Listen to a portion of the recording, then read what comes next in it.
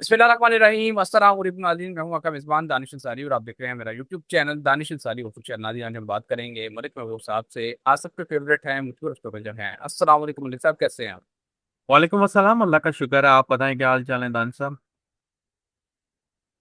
अल्हम्दुलिल्लाह मलिक साहब, मैं भी ठीक। हमारे वज़ीर दाखिला हैं, वज़ीर ख़ारिजा हैं और जो सीनियर वज़रा हैं वफाक में बैठे हुए हैं, वो मुकर्रम एक्शन कमेटी पर बड़ी तनकीद भी कर रहे हैं। और सर, पाकिस्तान की तारीख में बहुत कम ऐसे हुआ है कि आज़ाद कश्मीर में इस तरह की सिचुएशन देखने में आई हो। इंडिया की तरफ मकबूजा कश्मीर में तो मामला हमेशा से खराब रहे हैं, लेकिन पाकिस्तान में आज़ाद कश्मीर में मामला अक्सर पुरअमन ही रहते हैं। अगर कभी खराब होते भी हैं तो पाकिस्तान हुकूमत उनके मुतालबात मान लेती हैं। अब हुकूमत पाकिस्तान भी बदीद है और कलअदम एक्शन कमेटी भी बदीद है और दोनों अपने मुतालबात बनवाना चाह रहे हैं। सर, एक पहलू जिसकी तरफ कोई तवज्जो नहीं दे रहा, मैं वही आपसे सवाल करना चाह रहा हूँ। खुदा ना खासा था, इस सारी सिचुएशन में मुझे तो ऐसा महसूस होता है कि कोई खौफनाक सानिया हो सकता है, क्योंकि जब दोनों तरफ से मामला बदीद और अना के आ जाएं तो फिर कोई हल नहीं निकलता, बल्कि खुदा ना खासा कुछ सानिया रोनुमा हो जाता है। आप क्या देखते हैं इस हवाले से?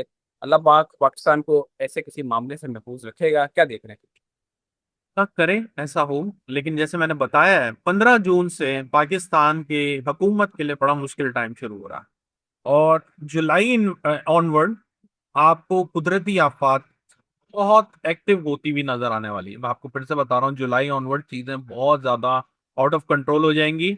और ऐसा भी दिखेगा कि कोई मेजर, खुदा ना खास्ता अल्लाह ना करे, अल्लाह ना करे, जो वाकयात हुए हैं पाकिस्तान की हिस्ट्री में, जैसे 2004 में हुआ था या 2005 में, आई थिंक वैसे 2005 में उस टाइप के या उस फ्रिक्वेंसी के मेजर इंसिडेंट नजर आता है पाकिस्तान के जायचे में।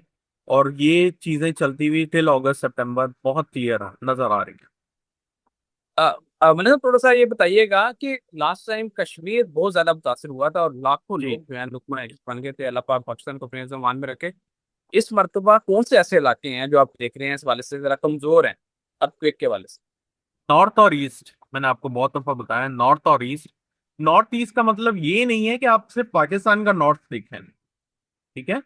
अगर आप फॉर एग्जाम्पल आप लाहौर में हैं या आप नीचे आ जाएं सिंध में हैं, तो उस सिंध को भी अगर आप पर्टिकुलरली देख के नॉर्थ और ईस्ट का उसमें से पोजीशन निकालें, आपको नजर आ जाएगा कि वो जो एरिया है या वो जोन है वो बहुत वीक फील होंगे आपको, या मेजर इंसिडेंट या मेजर वाकयात उस साइड पे हो रहे होंगे। आज़ाद कश्मीर क्योंकि हम जानते हैं उस पर इंडिया का भी क्लेम है और मुक़द्दस कश्मीर जो इंडिया में है उस पर पाकिस्तान का क्लेम है। और मुक़द्दस कश्मीर के लोग तो पाकिस्तान से इलाज चाहते हैं और उस हवाले से कई बार वो अपना जज्बात का इज़हार भी कर चुके हैं। लेकिन सर, हमने देखा है पाकिस्तान में जब भी आज़ाद कश्मीर में सिचुएशन खराब होती है, हमारा दुश्मन मुल्क भारत और अफगानिस्तान इससे फ़ायदा उठाने की भरपूर कोशिश करते हैं और बहती गंगा में हाथ धोना चाहते हैं। सर, खुदा ना खास्ता, क्या इस मरतबा ये जब सिचुएशन इतनी ज़्यादा ख़राब हो चुकी है, क्या ये दोनों ममालिक कोशिश कर सकते हैं पाकिस्तान की सिचुएशन से फ़ायदा उठाने का? और क्या ये अपने मकासद में कामयाब होंगे? क्या देखते हैं इस बारे में? देखिए, मकासद में तो नजर नहीं आता कामयाब होंगे, लेकिन कोशिश जरूर करेंगे।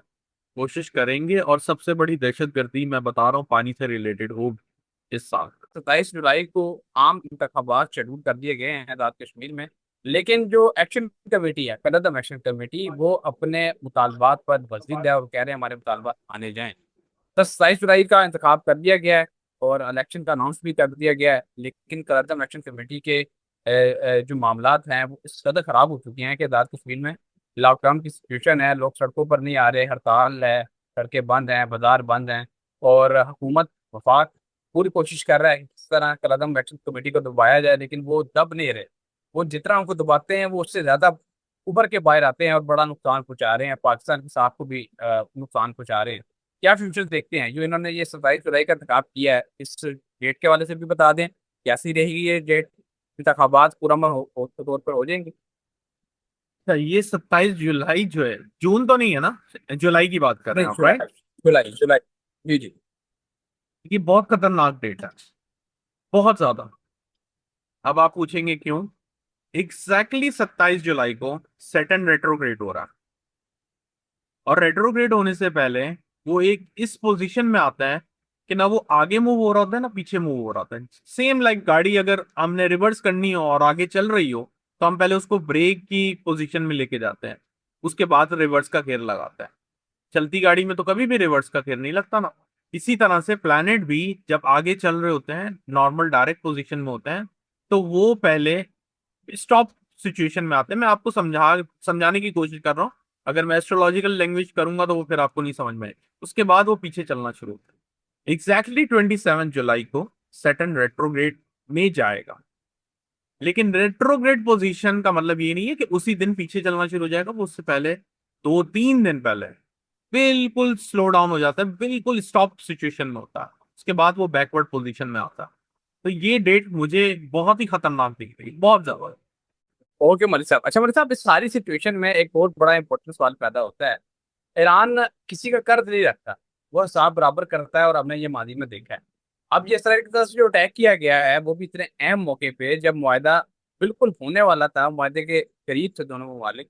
क्या ईरान अब हिसाब बराबर करेगा, कुछ बदला लेगा इसराइल से? इसराइल ने जो सरप्राइज दिया है, क्या इसका जवाब भी सरप्राइज से ही दिया जाएगा इसराइल को, या फिर ईरान अब हाथ खुला रख लेगा और अब मुआहदा करके खामोशी से बैठ जाएगा? क्या देखते हैं आने वाले दिनों? अच्छा, आपने ये सवाल शायद डिफरेंट एंगल से मेरे से 3-4 दिन पहले या 5 दिन पहले किया था, क्या ईरान पहल करेगा अटैक करने में। तो मैंने आपको कहा था कि कैंसर में जुपिटर फर्स्ट हाउस में अगर आ रहा है, तो आप ये समझ लें कि वो पहल नहीं करेगा हरगिज। लेकिन अगर उसके साथ किसी ने मस्ती की तो वो उसको छोड़ेगा भी नहीं। चाहे मुआहदा हो ना हो, मैं आपको फिर से बता रहा हूं, वो रिटेलिएट करेंगे। कब करेंगे उसको मैंने अभी तक चेक नहीं किया, लेकिन रिटेलिएट जरूर करेंगे। उसको अब आप कमजोर ना समझें। मैं आपको तकरीबन 2 महीनों से बोलते आ रहा हूँ, जून के बाद ईरान अरब का नया बादशाह होगा। ये मेरे अल्फाज हैं, आप जाके पहले भी सर्च कर सकते हैं। तो मैं अभी भी उसी पे कान हूं। बल्कि साहब, इस सारी सिचुएशन में कुछ सीनियर तज्ञाकार और जो एक्सपर्ट्स हैं वो ये कह रहे हैं कि अमेरिका मुआहदे की आड़ में अब इस जंग से निकलना चाह रहा है और अपना दामन साफ करना चाह रहा है। अगर अमेरिका इस जंग से निकल जाता है तो वो मिडल ईस्ट में ईरान को, जैसे आपने जिक्र किया कि ईरान बादशाह बन जाएगा मिडल ईस्ट का, ईरान और इसराइल को छोड़ के चला जाएगा और इनके मामले में अब पहल नहीं करेगा। अगर मदद करेगा भी इसराइल की तो चोरी छुप में करेगा, सामने से आके नहीं करेगा, क्योंकि उनका ऑलरेडी उनका जो दामन है वो काफी खराब हो चुका है इस मामले में। क्योंकि उन्होंने जो सुपर पावर का जो क्लेम किया था वो बहुत बुरी तरह उसमें नाकामी हुई। ईरान ने बड़ी दर्दनाक शिकस्त दी। आप क्या देख रहे हैं, क्या वाकई वैसा होने वाला है? अमेरिका इस जंग से निकल जाएगा और अब ईरान और इसराइल आइंदा आने वाले दिनों में, सालों में अब इसी तरह लड़ते रहेंगे, या फिर इसका कोई इख्तिताम भी है?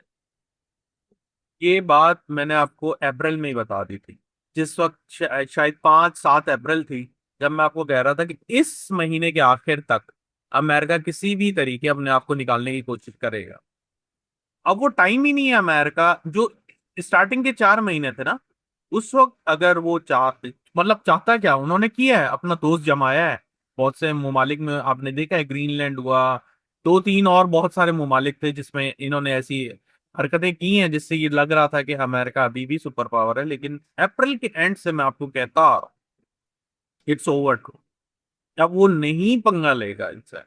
और दूसरी तरफ सितारों की जो ट्रांजिट चल रही थी, उससे बहुत क्लियर दिख रहा था कि अब ईरान को जो छेड़ेगा वो बचेगा नहीं। तो तज्जियाकार ऑलमोस्ट ग्राउंड रियलिटी पे बात करते हैं, मुझे पता है। और अब ये ग्राउंड रियलिटी जैसे जैसे डस्ट सेटल हो रही है, उनको महसूस हो रहा है कि अब चीजें डिफरेंट हो रही हैं और ये निकलने की आड़ में। तो मैंने आपको अप्रैल में पहले भी कह चुका हूं कि ये निकलेंगे ही निकलेंगे, और ये इसराइल फंसेगा आगे आगे। बड़े साहब, एक बड़ा स्पेशल क्वेश्चन है, और लोग क्योंकि कमेंट्स में कहते हैं तो वगैरह फिर उनकी जो रिक्वेस्ट है उसको भी सुनना पड़ता है।